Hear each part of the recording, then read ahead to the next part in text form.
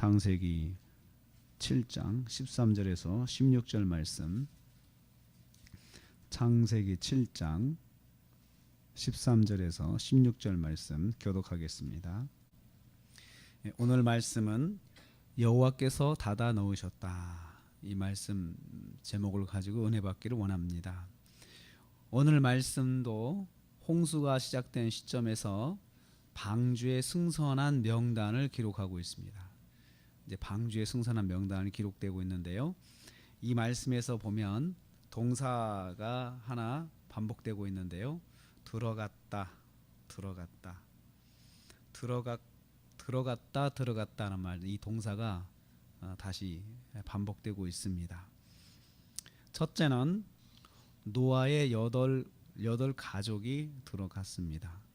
그 명단을 보면요, 노아 그리고 노아의 아내 2명이죠. 셈과 함과 야벳 3명에다가 그의 부인들 며느리 셋 하니까 8명입니다. 8명의 식구가 들어갔습니다. 수많은 인류 가운데 그 홍수에서 구원받은 사람은 8명밖에 없었습니다. 8명은 다 하나님 말씀에 순종한 사람들이죠. 믿음으로 순종한 사람들. 노아에게 말씀하셨고 또 노아가 이제 사람들에게 이야기를 했겠죠. 그러니까 와서 돕고 하나님 말씀을 기억해서 우리 이 일을 함께 하자 기회를 주었을 때 모두가 다 거부하고 미쳤다고 그랬겠죠. 그래서 결국은 노아와 8 식구만 그 일을 했고, 그리고 방주를 다 제작하고, 그리고 나서 이제 승선을 하게 됐는데 인류는 8명만 승선을 하게 되었습니다.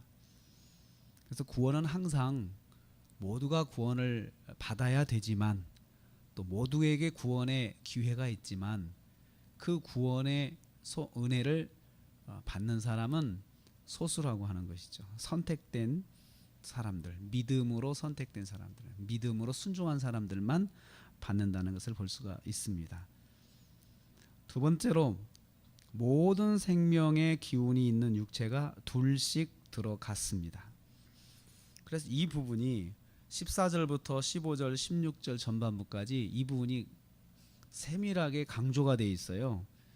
그래서 모든 들짐승이 그 종류대로 둘씩 들어갔고, 또 모든 가축이 그 종류대로 둘씩 들어갔고, 땅에 기는 모든 것이 그 종류대로 둘씩 들어갔고, 모든 새가 그 종류대로 둘씩 노아에게 나왔다.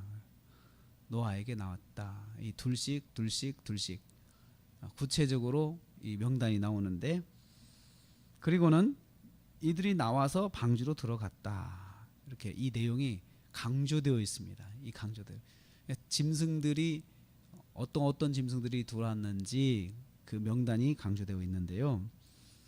이들의 승선의 순서가 있습니다. 먼저 노아에게 나왔습니다. 먼저 노아에게 나와서 줄을 딱 섰겠죠. 그리고 노아가 그 온 명단을 확인을 하는 거죠. 암수 한 쌍씩 둘씩 들어가야 되는데 혹시 뭐 2쌍이 온 건 없나 확인했겠죠. 또 확인하는 과정에서 하나님께서 이 방주로 나온 이 짐승들의 짐승들을 노아의 관계, 노아와 어떤 관계에 놓이게 하느냐, 서로 노아의 주권 아래 있게 합니다. 노아가 다 확인하는 것을 그들이 다 순종을 하죠. 그것은 일종의 하나의 방주 안에서의 질서를 만들어 주시는 거예요. 앞으로 방주의 승선에서 노아가 선장이고, 그리고 노아가 이들을 다 이제 컨트롤해야 되는데, 먼저 노아 앞에 나오게 해서 하나님께서 그들이 노아의 주권 아래 놓이도록 만들어서 방주 안에서의 작은 창조의 질서를 하나님께서 형성을 해 주십니다. 그리고 나서 그들이 들어갔다 그랬습니다. 그들이 들어갔어요. 아무 말썽을 부리지 않고 스스로 방주에 승선하는 거죠. 특별히 덩치가 큰 짐승들, 사나운 짐승들은 뭔가 문제를 일으킬 수도 있겠죠. 그리고 승선하는데 또 말썽도 부릴 수 있겠죠. 충분히. 그런데도 불구하고 그들이 노아의 주권 아래 놓이면서 순순히 아무 말썽도 부리지 않고 승선을 하게 됩니다. 모든 것이 하나님의 역사로 진행되고 있을 말씀하고 있어요.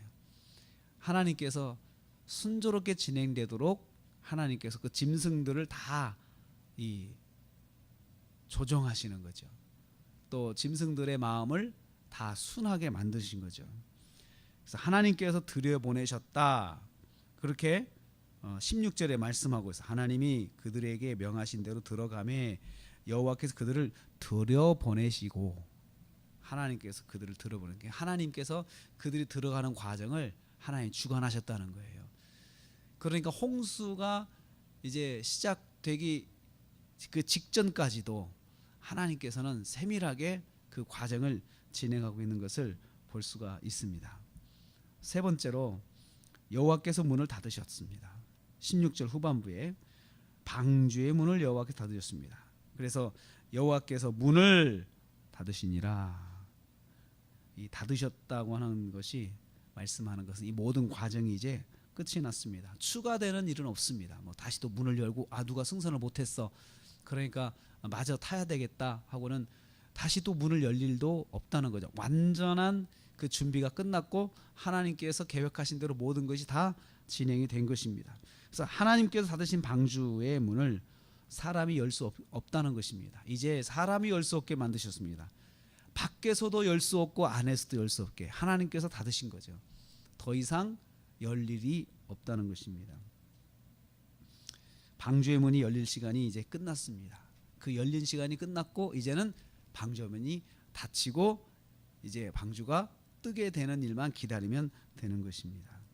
저는 이 말씀을 통해서 하나님의 은혜에는 시간이 있다. 하나님께서 은혜를 베푸실 때는 시간이라는 것이 있습니다. 그 시간만큼은 하나님 은혜를 베푸십니다. 그러나 그 시간이 끝나면 하나님은 단호하십니다. 기다리시는데도 하나님께서 때가 있습니다.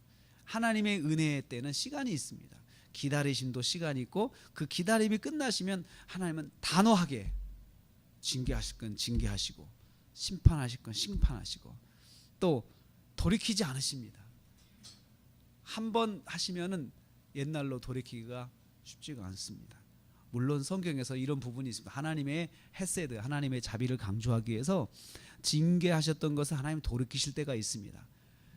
그것은 철저하게 회개하고 나와서 하나님 앞에 엎드리면 하나님께서 징계하셨던 것을 거두시는 건 있습니다. 그러나 원위치로 돌아가지는 않습니다.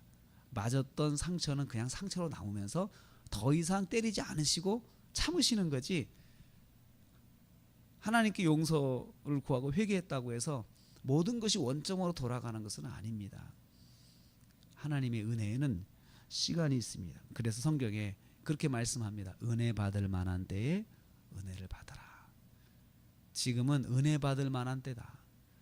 하나님께 구할 수 있을 때 구하고 하나님께 기도할 수 있을 때 기도하고 또 우리가 하나님 앞에 엎드릴 수 있을 때 엎드려서 하나님께 나와야 된다고 성경은 말씀합니다. 지금 기회가 있을 때 말씀을 듣고 순종해야 합니다. 하나님께서 어떤 마음을 주시면 내가 기도해야 되겠다. 기회거든요. 그게 은혜의 시간이거든요. 그때 엎드려야 됩니다. 어떤 사건을 통해서 어떤 일을 통해서 하나님께서 내게 주시는 말씀이 있습니다. 내가 기도해야 되겠구나. 지금은 하나님께서 내가 하나님께 나와서 엎드리라는 것이구나. 하나님을 바라보라는 것이구나. 이런 마음이 있을 때 그때가 기회거든요. 그런데 그런 마음도 없어질 때가 옵니다. 그때는 하나님께 철저하게 맞을 때죠. 하나님께 철저하게 징계하십니다. 하나님께 징계하시는 거 보면 정말로 냉정하십니다. 그렇게 사랑하는 이스라엘 백성도 망하게 하시고 포로가 되게 하시고 고통을 당하게 하시고 그것을 하나님께서 다 보시면서 버릇을 고쳐주시려고 그렇게 하실 때가 있단 말이죠. 버릇을 고치려면 하나님께서 아주 단호하신 것을 알 수가 있습니다. 하나님께서 보시기에 좋았더라. 보시기에 좋았더라. 그렇게 창조하셨던 이 사람도 하나님께서 심판하시려고 딱 마음을 먹으시니까 단호하시지 않습니까? 은혜 받을 만한 때에 은혜를 받아야 합니다.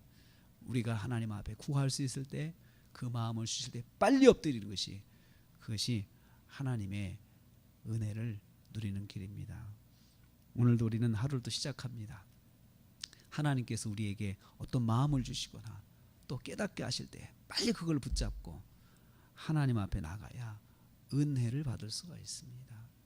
그 하나님께서 인도하시는 그 깨달음과 그 은혜에 늘 민감한 하루가 되시기를 주님의 이름으로 축복합니다.